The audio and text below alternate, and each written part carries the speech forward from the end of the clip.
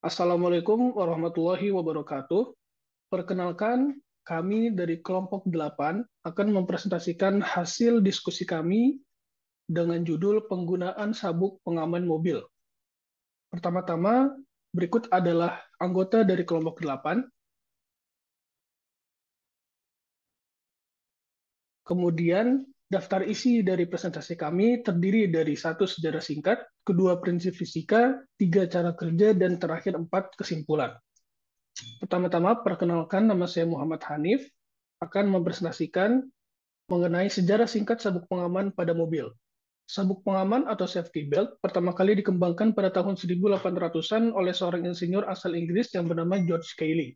Pada awalnya, sabuk pengaman ini diperuntukkan untuk membantu pilot agar saat pesawat glider mereka berhenti, pilot tidak terlempar atau terhempaskan keluar. Ide atau konsep dari sabuk pengaman pada pesawat glider kemudian diterapkan pada kendaraan roda 4 oleh Edward J. Cleghorn. Awalnya, Edward menerapkan sabuk pengaman pada mobil taksi di New York tahun 1885. Penerapan awal ini sekaligus merupakan percobaan karena didasari oleh kekhawatiran akan banyaknya kecelakaan yang terjadi dan berujung pada kematian. Hal tersebut terjadi saat benturan dalam sebuah kecelakaan, tubuh penumpang ataupun supir akan terlempar keluar dari kendaraan. Seiring perjalanan waktu, sabuk pengaman dinilai memiliki fungsi dan manfaat yang bisa dibilang cukup efektif. Oleh karena itu, sabuk pengaman mulai diterapkan pada semua jenis mobil dengan penggunaan yang semakin banyak. Sebelumnya, perkenalkan nama saya Heni Handayani dari Departemen Teknik Industri. Di sini saya akan melanjutkan presentasi mengenai prinsip fisika pada sabuk pengaman mobil. Yang pertama adalah hukum kelebaman atau inersia. Hukum ini menyatakan bahwa benda yang diam cenderung untuk tetap diam, dan benda yang bergerak cenderung untuk tetap bergerak dengan kecepatan konstan, kecuali jika ada gaya yang bekerja pada benda tersebut. Ketika mobil berhenti secara tiba-tiba, tubuh penumpang akan mengalami percepatan yang besar dalam waktu yang singkat. Sabuk pengaman pada mobil bekerja dengan memanfaatkan hukum kelebaman ini untuk menahan tubuh penumpang, sehingga tubuh penumpang tidak melanjutkan gerakan ke depan dan mengalami cedera yang serius. Lalu yang kedua adalah gaya sentrifugal. Ketika mobil melakukan belokan atau bergerak dengan kecepatan tinggi, tubuh penumpang akan mengalami gaya sentrifugal. Gaya ini membuat tubuh penumpang cenderung bergerak keluar dari mobil. Sabuk pengaman pada mobil dapat meminimalkan risiko cedera akibat gaya sentrifugal ini dengan menahan tubuh penumpang agar tetap di dalam mobil. Baik, perkenalkan nama saya Akmaluddin Nur Fauzan. Di sini saya akan melanjutkan pembahasan mengenai prinsip fisika pada sabuk pengaman mobil. Yang mana selanjutnya adalah distribusi beban, di mana sabuk pengaman pada mobil dirancang untuk meminimalkan cedera pada penumpang dengan cara menyebar beban ke seluruh tubuh. Hal ini dilakukan dengan memasang sabuk pengaman pada bagian pinggang dan bahu, sehingga beban tahanan dari tabrakan didistribusikan secara merata ke seluruh tubuh penumpang, atau yang dikenal dengan 3 titik. Selanjutnya adalah energi kinetik. Energi kinetik adalah energi yang dimiliki oleh benda yang bergerak. Ketika mobil bergerak dengan kecepatan tinggi dan tiba-tiba berhenti karena tabrakan, maka energi kinetik mobil akan diubah menjadi energi potensial.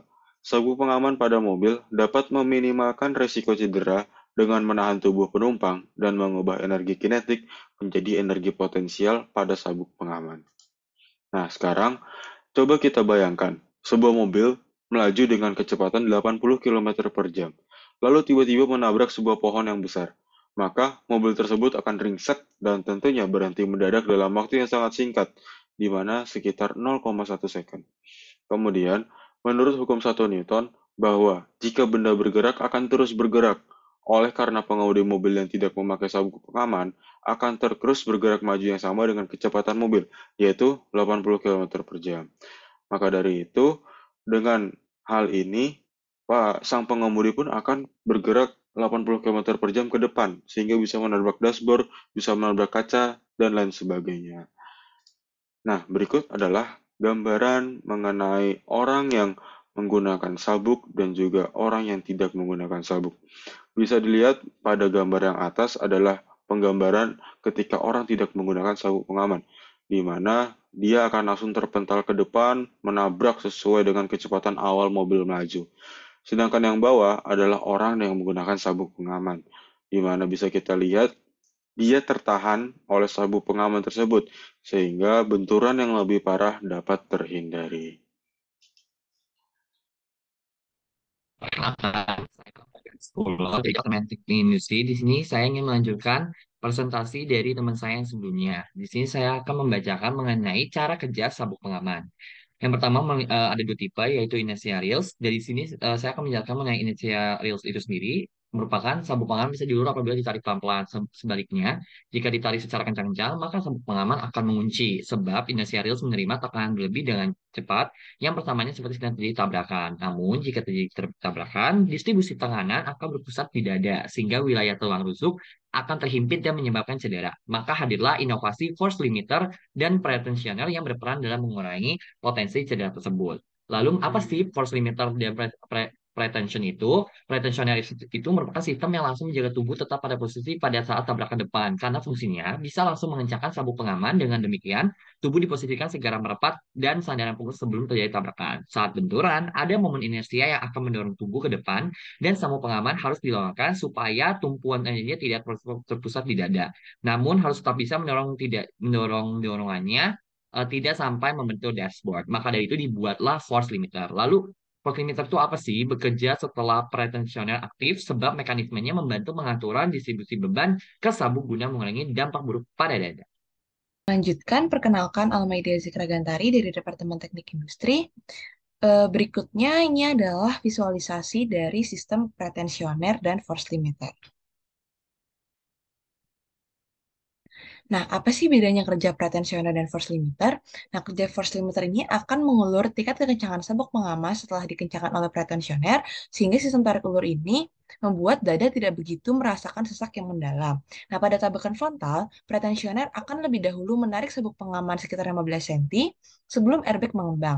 Kemudian, force limiter juga akan ikut mengendurkan sabuk pengaman sejauh 20 cm lalu airbag mengembang.